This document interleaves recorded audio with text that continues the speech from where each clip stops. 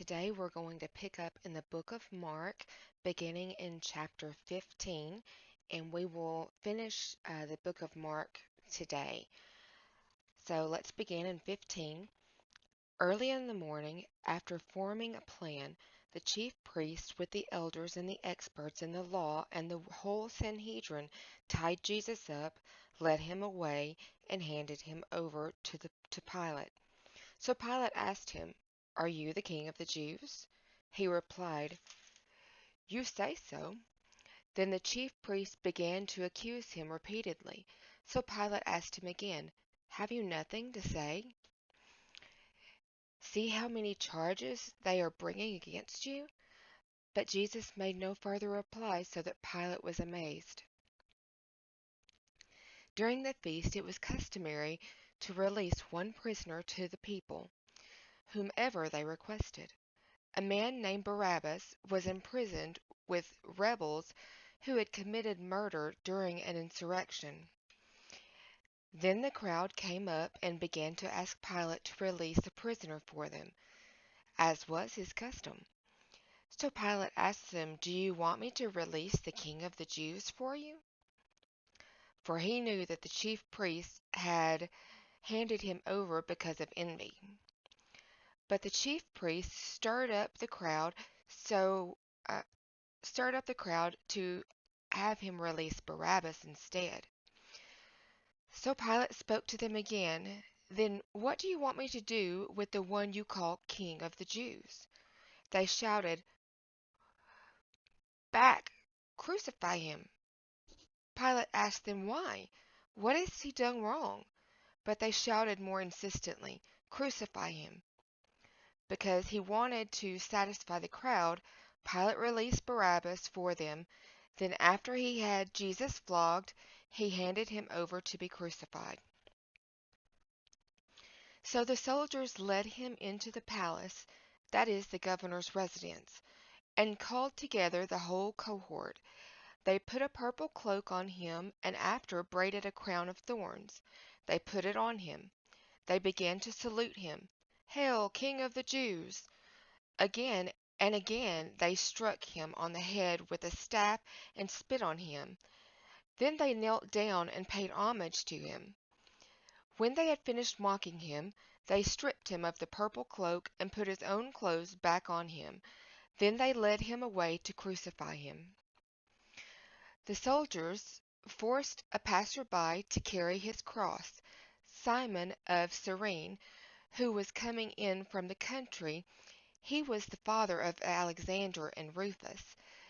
They brought Jesus to a place called Golgotha, which is translated "place of the skull." They offered him wine mixed with myrrh, but he did not take it. Then they crucified him and divided his clothes, throwing dice for them to decide what each would take. It was 9 o'clock in the morning when they crucified him. The inscription of the charge against him read, "The King of the Jews." And they crucified two outlaws with him, one on his right and one on his left. Those who passed by defamed him, shaking their heads and saying, "Aha! You who can destroy the temple and rebuild it in 3 days, save yourself and come down from the cross."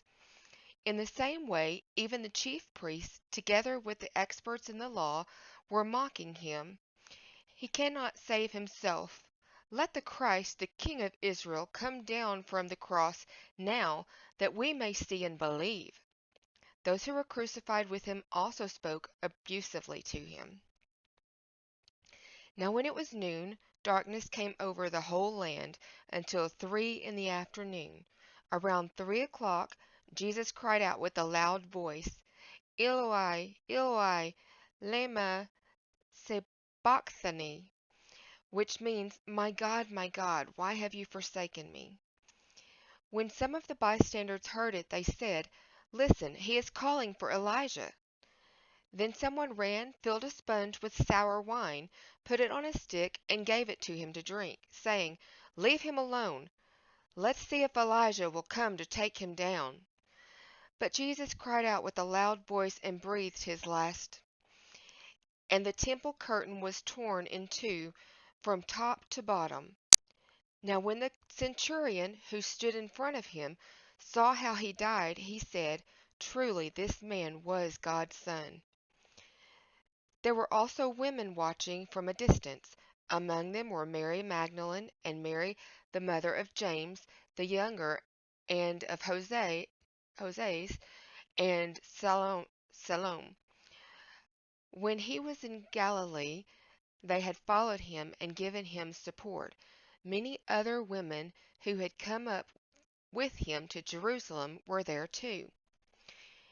Now, when evening had already come, since it was the day of preparation, that is, the day before the Sabbath, Joseph of Arimathea, a highly regarded member of the council, who was himself looking forward to the kingdom of God, went boldly to Pilate and asked for the body of Jesus. Pilate was surprised that he was already dead. He called the centurion and asked him if he had been dead for some time. When Pilate was informed by the centurion, he gave the body to Joseph. After Joseph bought a linen cloth and took down the body, he wrapped it in the linen and placed it in a tomb cut out of the rock. Then he rolled a stone across the entrance of the tomb. Mary Magdalene and Mary, the mother of Hoseas, saw where the body was placed. When the Sabbath was over, Mary Magdalene, Mary, the mother of James, and Salome brought aromatic spices so that they might go and anoint him. And very early on the first day of the week, at sunrise, they went to the tomb. They had been asking each other, "Who will roll away the stone for us from the entrance to the tomb?" But when they looked up, they saw that the stone, which was very large, had been rolled back. Then, as they went into the tomb, they saw a young man. At this point, in some translations, it says they saw an angel, dressed in a white robe, sitting on the right side, and they were alarmed. But he said to them, "Do not be alarmed. You are looking for Jesus the Nazarene, who was crucified. He has been raised. He is not here. Look, there is the place where they laid him. But go, tell his disciples, even Peter, that he is going ahead of you into Galilee. You will see him there, just as he told you." Then they went out and ran from the tomb, for terror and bewilderment had seized them, and they said nothing to anyone because they were afraid. Early on the first day of the week after he arose, he appeared first to Mary Magdalene, from whom he had driven out 7 demons. She went out and told those who were with him, while they were mourning and weeping. And when they heard that he was alive and had been seen by her, they did not believe. After this, he appeared in a different form to 2 of them while they were on their way to the country. They went back and told the rest, but they did not believe them.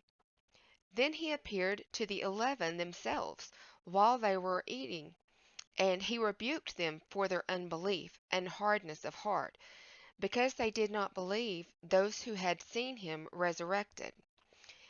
He said to them, "Go into all the world and preach the gospel to every creature. The one who believes and is baptized will be saved, but the one who does not believe will be condemned. These signs will accompany those who believe. In my name they will drive out demons, they will speak in new languages, they will pick up snakes with their hands, and whatever poison they drink will not harm them. They will place their hands on the sick, and they will be well." After the Lord Jesus had spoken to them, he was taken up into heaven and sat down at the right hand of God. They went out and proclaimed everywhere while the Lord worked with them and confirmed the word through the accompanying signs. Okay, that brings us to the end of the book of Mark. And I do want to ask you if you would put in the comments what book of the Bible you would like us to read through next. That would be a great help. And if you just have questions of things you're curious about in the Bible, maybe put those and I'll try and see if I can find the answers for you. Um, I don't promise to be perfect. I'm not perfect. I'm far from it. But I do know Jesus is my daddy, and I can go to him for anything, and he will help. So, with that, I'll leave you for this week. I hope you have a blessed week and get lots of fun, crafty stuff done. You guys have a great week. Bye.